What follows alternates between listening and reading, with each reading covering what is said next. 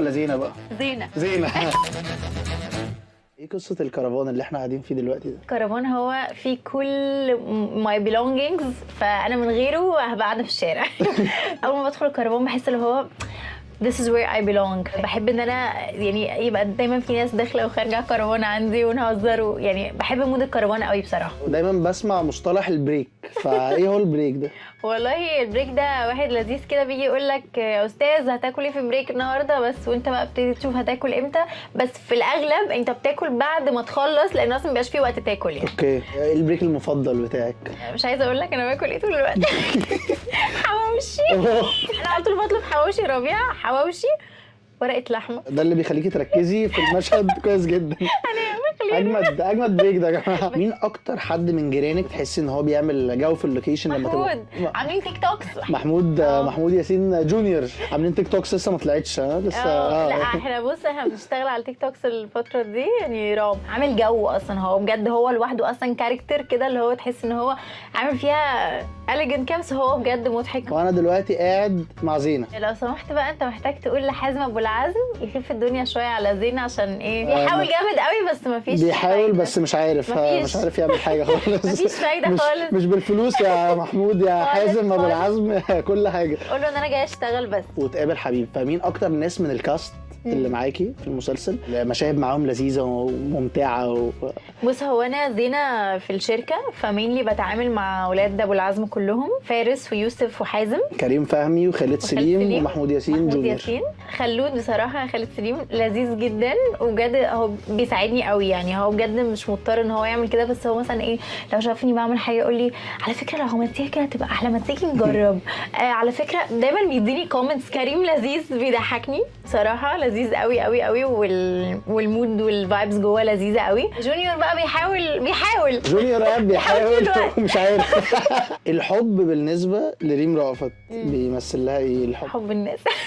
لا انا بجد يعني انا بني ادمه اصلا ايموشنال قوي، اصلا برج الحوت، فما اعرفش تعرف حاجه عن برج الحوت ولا لا. طبعا. بس احنا وي سو ايموشنال، ويعني لا انا بالنسبه لي انا بحب الحب، يعني مش عايزه ابقى بجد اللي هو بقول كده كليشيه يعني، بس انا بجد بحب الحب، بحب كونسبت الحب عامه، يعني بابريشيت قوي وبحط افورت قوي يعني انا جوزي حبيبي ربنا يخليه ليا يعني، بس انا بجد طبعا يعني حبيبي وصاحبي الاعلامي يحيى حمزه ويحيى كمان كانسر، فاحنا الاثنين فاهم كده بالظبط. بتحبوا عندكم ايموشنز؟ عندنا ايموشنز يعني عامه، مش كل الناس بتابريشيت الايموشنز قوي، بس لا انا بقدر الحب بس ساعات بتبقى بقول لك ساعات بتبقى مش حلوه، لان الشخص الايموشنال قوي ده بيبقى بره عن الحب او الريليشن شيبس، ممكن في الشغل او كده يتعامل ياخد حاجات بيرسونال صح خالص. اقول لك بقى على حاجه، انا بحس ان انا being ايموشنال بتخليني مثلا let's say في سين محتاجه ان انا اعيط فيه او ان انا اتاثر جامد، انا بجد I don't over rehearse it ابدا، انا اصلا مش بتدرب عليه خالص،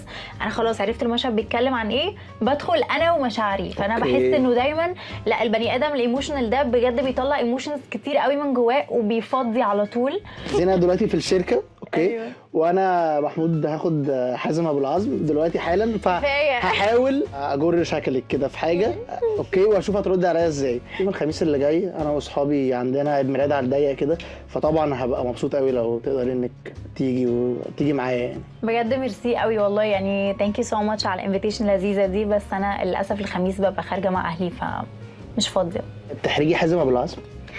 ما اقدرش يا فندم والله. محمود ياسين جونيور.